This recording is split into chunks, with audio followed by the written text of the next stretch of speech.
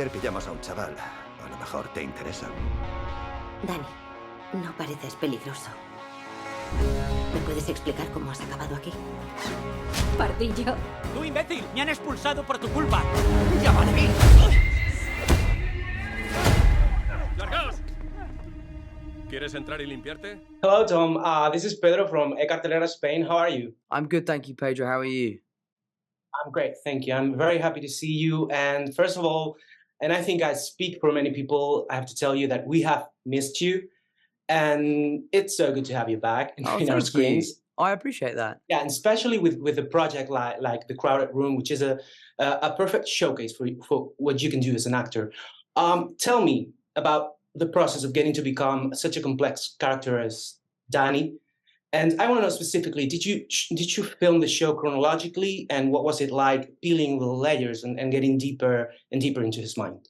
I mean, taking on a character like this always starts just with the preparation, you know, reading the book, watching the documentary, having conversations with people who have great insight into these, you know, subject matters, sitting down with my dialect coach or my acting coach and trying to figure out the best ways to achieve the goals that we'd set out for ourselves. Working with Akiva, you know, figuring out how best to tell this story, how to, you know, bring this character to life. The challenges were easier on set because of how much preparation we had done. That said, when we got to set, it was incredibly challenging to kind of maintain those kinds of emotions for the amount of time we did.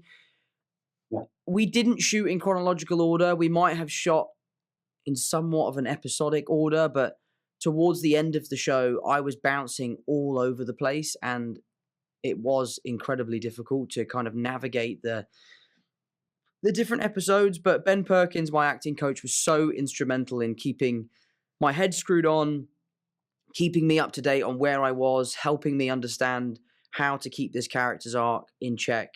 And, you know, to be perfectly honest with you, I could not have done it without him. I remember seeing the first pictures from set. You grew your own hair, right? For this show, you grew your hair.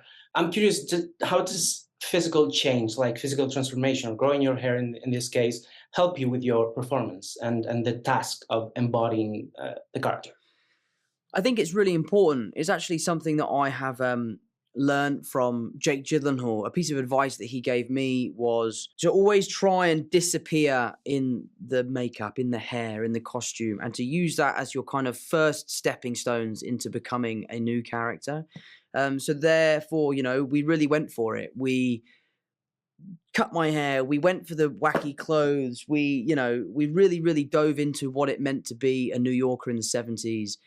So I'm delighted that we made those commitments, and it was, I think, for the better. Well, you've mentioned and you've talked about how this was a very challenging and emotionally triggering role for you. Do you feel like after this and Cherry and The Double of the Time, which are very complex and very dark characters, do you maybe need to take a break from this kind of roles, or do you want to keep pushing yourself and getting out of your comfort zone? I think that I could do a film that is more lighthearted and still push myself out of my comfort zone. You know, we were developing this Fred Astaire movie, which we are now, you know, it's on pause as we are standing in solidarity with the writers. That is a film that is going to be incredibly challenging. It's also really lighthearted and very different to anything that I've done before. So there's an example of doing something that is lighter, but equally as challenging, because it's been a long time since I've put some tap shoes on. But I will get there, and I'm excited to take on that new challenge. Well, I was going to ask you about Fred Astaire, so I'm going to jump to the next question to wrap it up.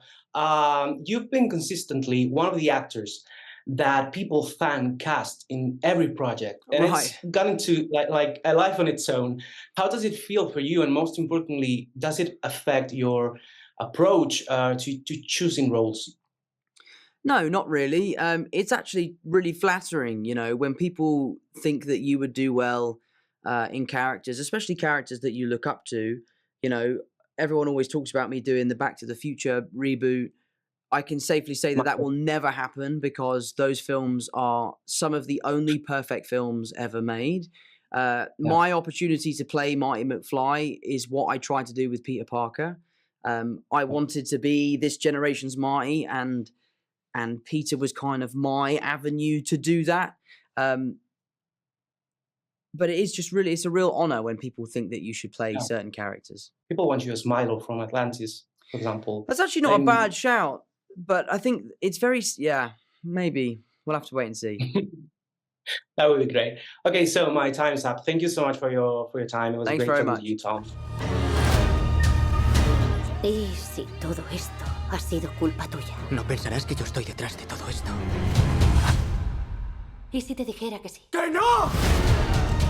Dani, intento ayudarte. Yo no disparé a nadie. Le conviene declararse culpable.